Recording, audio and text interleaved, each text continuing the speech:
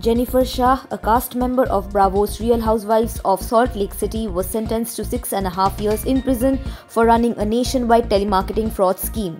On Friday, the Justice Department announced that the ploy involved taking thousands of dollars from elderly and vulnerable people. 49-year-old Shah had previously pled guilty to one count of conspiracy to commit wire fraud in connection with telemarketing. In addition to her prison stint, U.S. District Judge Sidney H. Stein sentenced Shah to an additional 5 years of supervised release.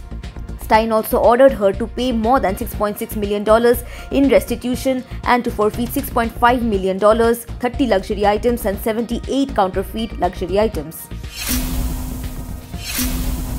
On Saturday, after 14 failed rounds of voting, Republican Kevin McCarthy was elected Speaker of the U.S. House of Representatives on a historic post-midnight 15th ballot. McCarthy won by a margin of 260 to 212. He was able to be elected with the votes of fewer than half the House members only because 6 in his own party withheld their votes, not backing McCarthy as the leader but also not voting for another contender.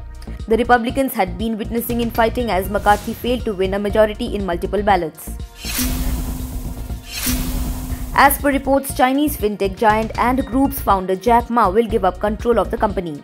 Ant's $37 billion IPO, which would have been the world's largest, was cancelled at the last minute in November 2020. China's domestic Asian market requires companies to wait 3 years after a change in control to list. Jack Ma previously possessed more than 50% of voting rights at Ant, but according to calculations made by Reuters, the changes will mean that his share falls to 6.2%. On Saturday, Iran executed 2 men who were participants in the anti-Hijab protests. The Iranian judiciary said that the 2 were executed after they were convicted of killing a paramilitary force member during protests sparked by the death in custody of a young woman. The latest killings double the number executed so far in connection with the nationwide protests. Earlier in December, 2 men were put to death, igniting global outrage. Judicial news agency Mizan Online's report said Muhammad Mahdi Karimi and Syed Muhammad Hussaini, the main perpetrators of the crime that led to the martyrdom of Ruhollah Ajmian, were hanged this morning.